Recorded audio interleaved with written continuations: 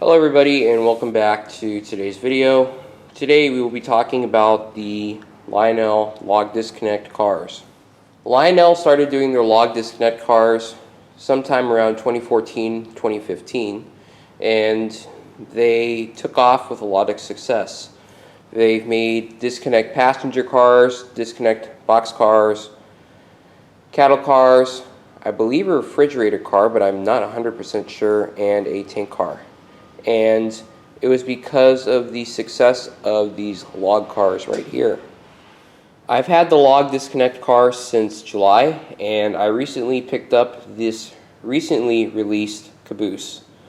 The Caboose was so successful that they sold out immediately, and it didn't look like they were going to be produced again, but luckily Lionel reissued these in their 2019 Volume 2 catalog, and then they shipped in October of 2020.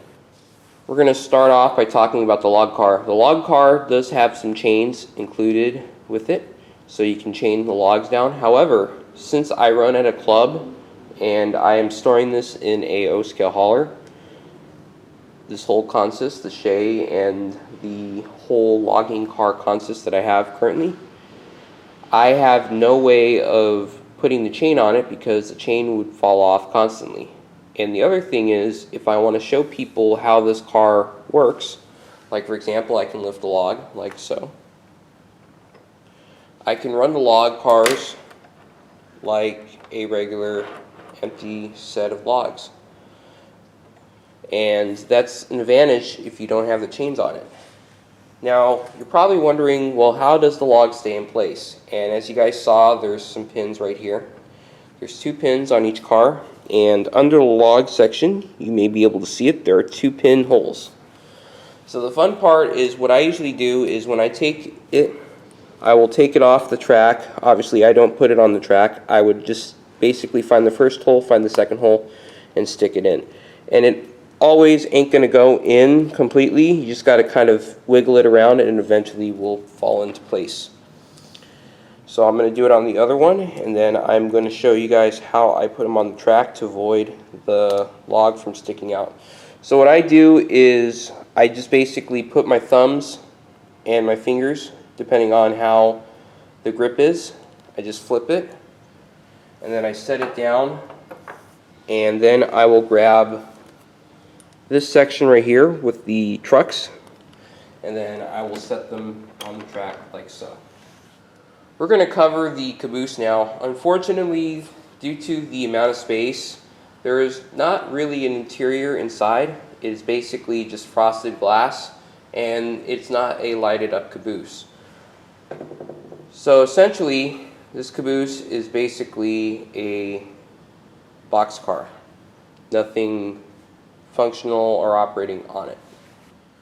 We're going to take a closer look at this Caboose. On this side of the Caboose there is a window, door, and handrails, and the door does not open. Like I said, this Caboose has very minimal features. On the other side it's just the little window, and on top you got a little stack for the stove, and you got a brake wheel on the bottom. Now originally I was going to run this Caboose with my Plymouth switcher, which you could run anything pretty much with it.